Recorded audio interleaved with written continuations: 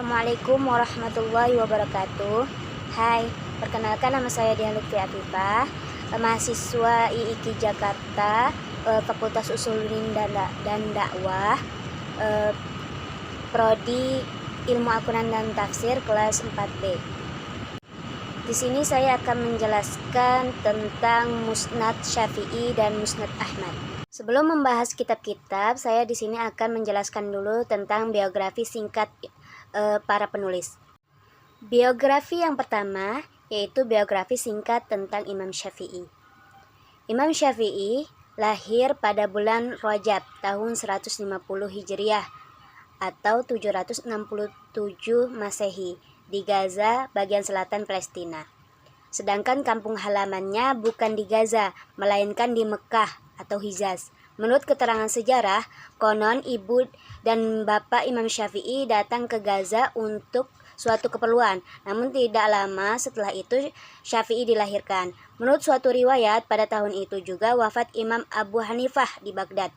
Nama lengkap Imam Syafi'i ialah Abu Abdullah Muhammad bin Idris bin Abbas bin Syafi'i bin Sa'ib bin Ubaid bin Yazid bin Hashim bin Adab Al-Muttalib bin Abdul Al-Manaf bin Qusay Al-Quraisy. Sedangkan gelar beliau adalah Abu Abdillah. Sedangkan wafatnya Imam Syafi'i itu wafat di Mesir pada tahun 204 Hijriah atau 819 Masehi.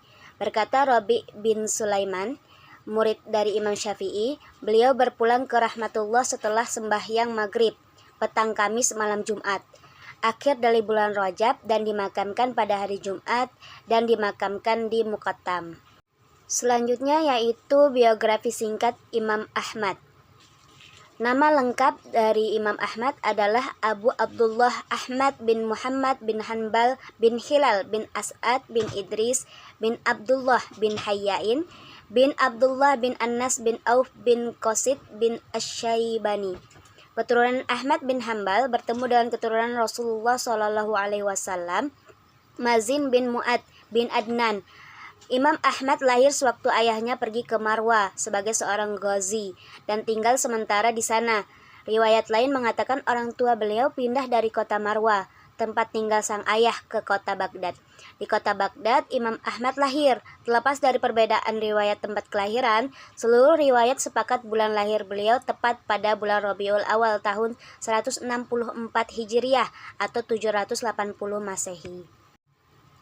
Ahmad bin Hanbal menghembuskan napas terakhir beliau di kota Baghdad bertepatan pada hari Jumat 12 Rabiul Awal tahun 241 Hijriah atau 855 Masehi ketika memasuki usia 77 tahun.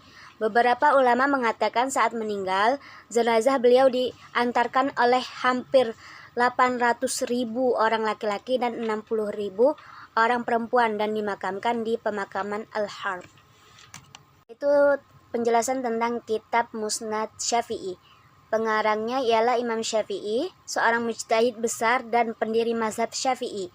Kitab Musnad Asy-Syafi'i memang dikaitkan dengan Imam Asy-Syafi'i, tetapi yang mengumpulkannya bukan Imam Syafi'i sendiri. Kitab ini sebenarnya disusun oleh murid-muridnya yang mengumpulkan hadis-hadis yang diriwayatkan oleh Imam Syafi'i. Pengarang yang dianggap menyusun Musnad Al-Syafi'i ini ialah Ar-Rabi Ibnu Sulaiman Al-Muradi.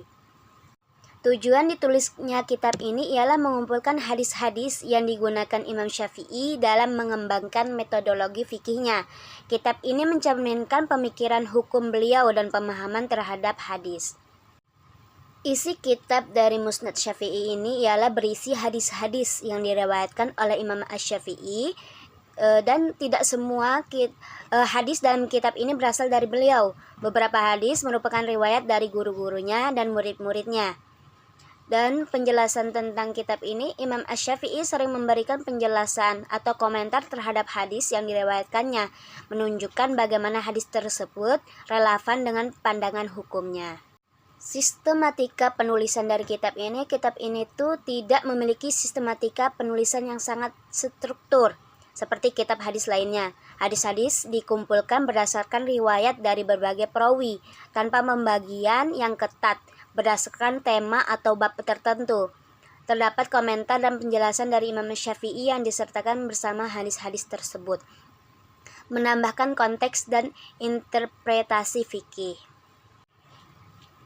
Di sini bisa dilihat bahwa ini adalah contoh dari gambar Musnad Asy-Syafi'i. Berikutnya yaitu penjelasan tentang kitab Musnad Ahmad. Ya, dikarang oleh Imam Ahmad bin Hanbal.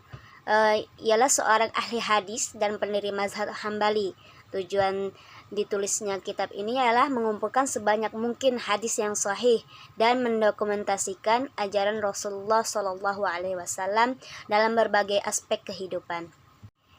Isi kitab dari Musnad Ahmad ialah berisi sekitar 40.000 hadis yang mencakup berbagai tema seperti akidah, ibadah, muamalah, moralitas, dan hukum.